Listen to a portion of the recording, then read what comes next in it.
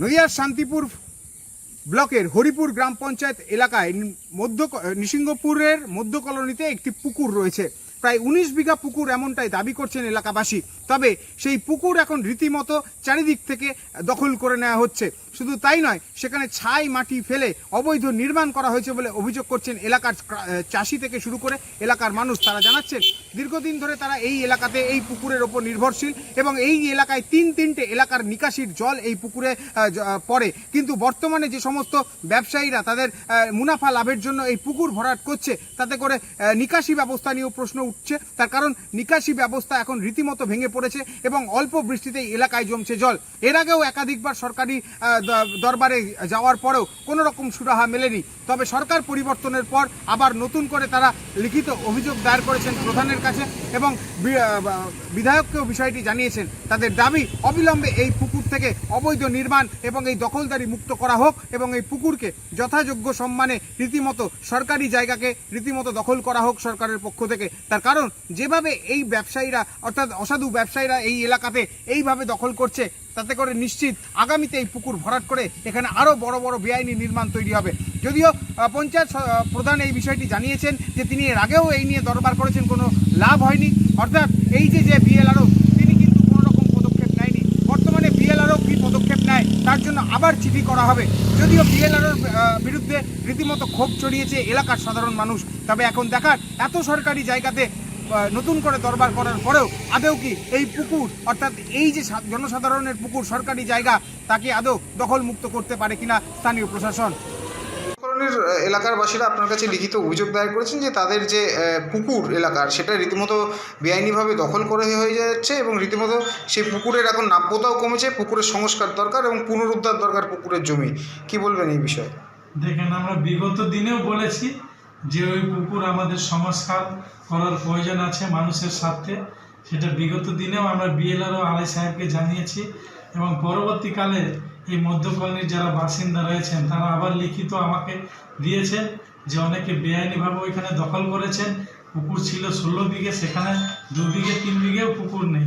সেক্ষেত্রে ওই গ্রামবাসীদের কথা অনুযায়ী এবং তাদের স্বার্থে যাতে ওই পুকুরটা যেন সংস্কার করা হয় এবং যারা বেআইনিভাবে দখল করে রয়েছেন, যেহেতু পাড়ার লোক বারবার আসছেন এবং লিখিত আকারে আমাকে দিয়েছেন, আমরা ইমিডিয়েট চিঠি করে বিএলআরও এবং আলাই সাহেবের উদ্দেশ্যে আমরা জানাবো যেহেতু কে বা কারা ওইখানে দখল করে রয়েছে এবং পুকুরটা যাতে পরবর্তীকালে সংস্কার করা হয়।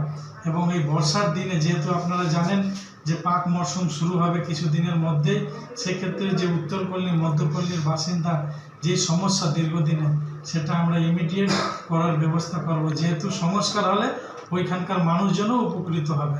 যারা এই যে দখলগুলো করেছেন তাদেরকে কি চিহ্নিতকরণ করার কোনো সম্ভব হচ্ছে, বা তারা যে দীর্ঘদিন ধরে বসবাস করছে, সেক্ষেত্রে আপনারা কি পঞ্চায়েতের তরফ থেকে কোনো রকম সেখানে দেখভাল বা তাদেরকে নোটিশ দেওয়ার চিন্তাভাবনা কিছু নিয়েছিলেন? না, দেখেন, নোটিশ দেওয়ার আমাদের সেটা এখতিয়ার নেই, সেটা একমাত্র বিএলআরও সাহেবই পারবেন।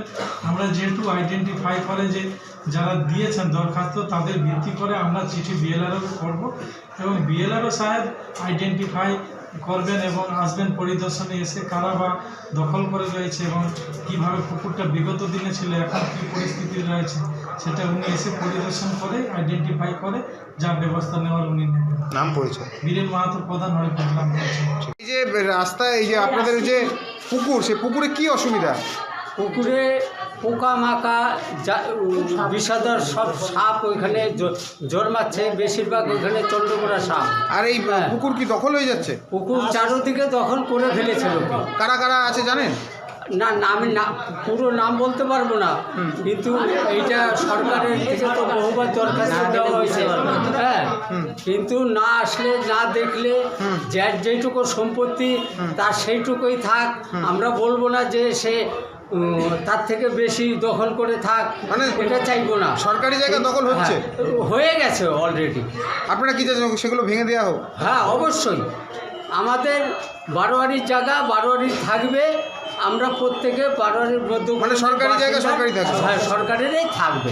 আচ্ছা, এতে করে কি এই যে পুকুর যে ভরাট হয়েছিল এবং এখন তো কষ্টও ছিল এলাকার মানুষের? হ্যাঁ, অবশ্যই ছিল। কি কি প্রবলেম হতো, অসুবিধা কি কি হতো? অসুবিধা ছাই ফেলে, নোংরা আবর্জনা ফেলে দিঘি অর্ধেকের বেশি ভরে ফেলেছে। অল্প জল হলে চারোদিকে বাড়ি বাড়ি চলে যায়, ড্রেন দিয়ে অনেকের বাড়িও জল চলে যায়। তাই আপনারা চাইছেন পুকুর উদ্ধার হোক? হ্যাঁ, পুকুর উদ্ধার হোক প্রথম কথা। দ্বিতীয়, আর যারা এই দখল করলো তাদের শাস্তি চাইছেন না? হ্যাঁ, অবশ্যই। যারা দখল করছে তাদের প্রত্যেককেই জায়গা ছাড়তে হবে। আমরা এটাই চাই মধ্য কলোনির বাসিন্দা হয়ে। আপনার নাম? আমার নাম ভুবন বাড়ি, বাড়ি মধ্য কলোনি। এই যে পুকুর যে ভরাট হয়েছে বা দখল হয়েছে, সেটা আপনারা তো ওখানে কি চাষবাস করতেন? হ্যাঁ, আগে চাষবাস করেন ছোটোবেলায়, যখন আমার বয়স 16, 17, 18 বছর। কতটা জায়গা রয়েছে ওখানে? আমি 14 বিঘা মতন মোট চাষ করছি। আর কাগজ কলমে কতটা আছে? তা আমি বলতে পারবো না, বিএলএ থেকে দাগ নাম্বার আইনে দিতে একজনা, তার মারফতে আমরা চাষ করতাম। আচ্ছা, তাহলে এখন বর্তমানে পুকুরের কি অবস্থা? এখন যা একেবারে ভরাট হয়ে গেছে, চতুর্দিক দিয়ে বাড়ি ঘর করে বয়লার করে ওই ছাই ফাই ফেলে ভরাট করে দিচ্ছে। এখন পুকুরের জল পাড়ায় ঢুকে যাচ্ছে। তাহলে এই যে পুকুরে যখন এইসব ফেলছিল তখন আপনারা বলেছেন? অনেক বলা হয়েছে, এমনকি অভিযোগ দেওয়া আছে। আপনাদের কি ভয় টয় দেখাতো? না, আমার ভয় দেখা দিল তো, কাজ হতো না। ওই পর্যন্ত দিতাম, আসতাম, মাইপা চেপা নিত, বাস, তারপর আর কোনো খোঁজ নেই। মানে পয়সা করে দিয়ে দিত নাকি তখন? মনে হয়, নাহলে কেন বন্ধ করবো? থানা ভাড়া দিয়ে চাপা দিয়ে রাখবো। আচ্ছা, এখন আপনারা কি চাইছেন? আমরা ওটাকে আগের মতন সেইভাবে রাখতে চাই। এর আগে যখন পঞ্চায়েতকে জানানো হয়েছিল বা যাদেরকে জানানো হয়েছিল সরকারি আধিকারিকরা, তারা এসে ঘুরে গেছে, কোনো কাজ? মাদক নিয়ে চলে গেছে, আর তারা আসেনি। আচ্ছা, এখন আপনারা চাইছেন কি? ওটাকে আমরা সংস্কার করতে চাচ্ছি। আর এই যে তাহলে কি কি সুবিধা হবে? অনেক সুবিধা হবে, আমাদের পাড়ার জল সব নামবে, আমরা চান টান করতে পারবো, গরু মহিষ সব সুবিধা হবে আমাদের। আপনার নাম? আমার নাম হরিপলতা বলা। আপনি বাড়ি কোথায়? এই নিশ্চিন্তপুর, মধ্যকলোনিতে। মধ্যকলোনি। কত বছর ওখানে চাষ করেছেন? আমি 5 বছর চাষ করছি। এখন পুরো? এখন আমি চাষে যাই না। ঠিক আছে। কালনাঘাটে মধ্য কলোনিতে একটি পুকুর রয়েছে। সেই পুকুর দীর্ঘদিন ধরে এলাকার মানুষ যারা চাষি তারা বলছে যে তারা চাষবাসও করেছে সেই জমিতে একসময়, কিন্তু সেই পুকুরে নিকাশির জল গিয়ে পড়তো। কিন্তু বিগত বেশ কিছু বছর ধরে সেই পুকুরের চারদিক রীতিমতো দখলদারি, সেখানে বিল্ডিং তৈরি এবং রীতিমতো ধানের গোডাউন থেকে শুরু করে বিভিন্ন কিছু করা হয়েছে। এর আগেও একাধিকবার জানানো হয়েছে, তারা কোনো সরকারি পদক্ষেপ নেওয়া হয়নি।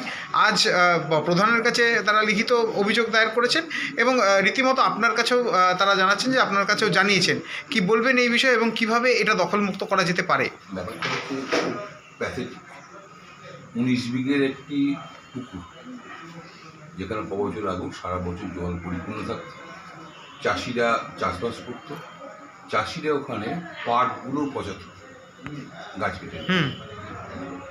তো আজকে ওখানে দখল হতে হতে এমন অবস্থা হয়েছে 2 বিঘে 1.5 বিঘে জায়গাও নেই, এবং ওখানে আর ঢুকতেই পারে।